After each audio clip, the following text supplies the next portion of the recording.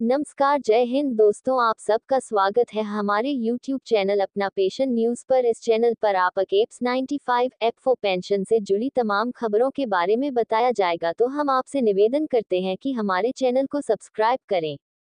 Apps 95 pension धारकों को शानदार तोहफा, 80,000 एरियर का हुआ भुगतान, पेंशन भोगी हुए मालामाल।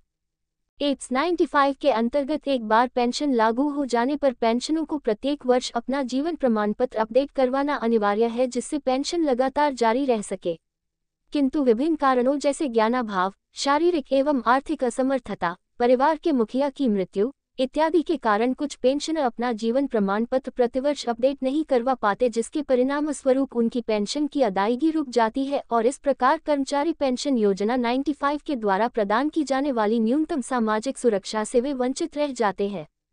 बैठक में किया विचार। पंजाब एवं हिमाचल प्रदेश अंचल की जून 2024 माह की समीक्षा बैठक में चर्चा के दौरान सभी क्षेत्रीय कार्यालयों के प्रभारी अधिकारियों को आगामी नवंबर माह में पेंशनरों के जीवन प्रमाण पत्र त्वरित गति से अपडेट करने हेतु तैयार रहने तथा साथ साथ जिन पेंशनरों की पेंशन पिछले 5 वर्षों से किन्हीं भी कारणों से रुकी हुई है, उनकी पेंशन पुनः शुरू करने के विषय पर गहन विचार हुआ। जब सामान्य निर्देशों का पालन कर देने के बावजूद भी पेंशनरों से संपर्क नहीं स्थापित किया जा सका, तो सामान्य से कुछ अलग प्रयास करने की कोशिश की गई। एक पेंशनर तक उसकी पेंशन, जो विगत कई वर्षों से रुकी पड़ी थी, इसके लिए पंजाब एवं हिमाचल प्रदेश अंचल के कर्मचारी भविष्य निधि संगठन के कार्यालय के लोगों द्वारा सामान्य से इत्र किए गए कुछ सतत प्रयासों को नीचे बताया गया है। जिस दृढ़ता से कार्यालय के लोगों ने पेंशनरों तक पहुंचने, उन्हें समझाने और उनका विश्वास जीतने की कामयाब कोशिश की है, वह अत्यंत ही सराहनीय है। अप्रैल 2024 तक लगभग 650 ऐसे पेंशनरों से संपर्क स्थापित कर उन्हें पेंशन जारी की जा चुकी है। ये भागीरथ प्रयास शेष पेंशनरों के लिए भी जारी है। संपर्क अभियान की शुरुआत। कर्मचारी भविष्य निधि संगठन, श्रम एवं रोजगार मंत्रालय, भारत सरकार ने अपने अंशधारकों को बेहतरीन एवं त्वरित सेवाएं प्रदान करने के लिए समय समय पर अनेक नए अभियान प्रारंभ किए हैं।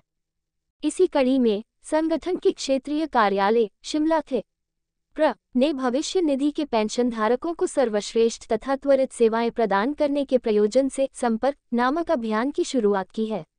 इस अभियान के तहत ऐसे पेंशनरों के संपर्क किया जा रहा है जिनकी पेंशन उनका ई जीवन प्रमाण अपडेट न होने के कारण पिछले 5 वर्षों के रुकी हुई है। बंद पेंशन इस प्रकार फिर से हुई शुरू। इसी क्रम में क्षेत्रीय कार्यालय शिमला द्वारा लाभार्थी श्रीमती कमलेश कुमारी, धर्मपत्नी स्व श्री अतरदीन पेंशनर पीपीओ संख्या X880 से दूरभाष पर बात की गई तथा उन्हें बताया गया कि इस कार्यालय द्वारा उनके पति श्री अतरदीन को पेंशन दी जाती थी, जो कि मई 2017 से बंद पड़ी है। श्रीमती कमलेश कुमारी ने बताया कि उनके पति अतरदीन की मृत्यु हो चुकी है। उन्होंने ये भी बताया कि उनके पति ने कभी भी इस पेंशन के बारे में नहीं बताया और न ही ये बताया कि उनकी मृत्यु के बाद ये पेंशन उन्हें लगेगी। चूंकि कमलेश पढ़ी लिखी नहीं है, इसलिए उनको कुछ भी समझ नहीं आ रहा था, यहाँ तक कि उन्हें हिंदी भी समझ नहीं आ रही थी। फिर उन्हें कहा गया कि यदि घर पर कोई और है तो उनसे बात करवाएं। घर पर और कोई नहीं है, ये कहकर फोन काट दिया। कमलेश को फिर से कॉल की गई। अब वह फोन पर जोर जोर से रोने लगी और कहने लगी कि मैं बीमार हूँ, अभी मेरे पास कोई नहीं है, मुझे आपकी बात समझ नहीं आ रही, आप क्यों बार बार फोन कर रहे हैं।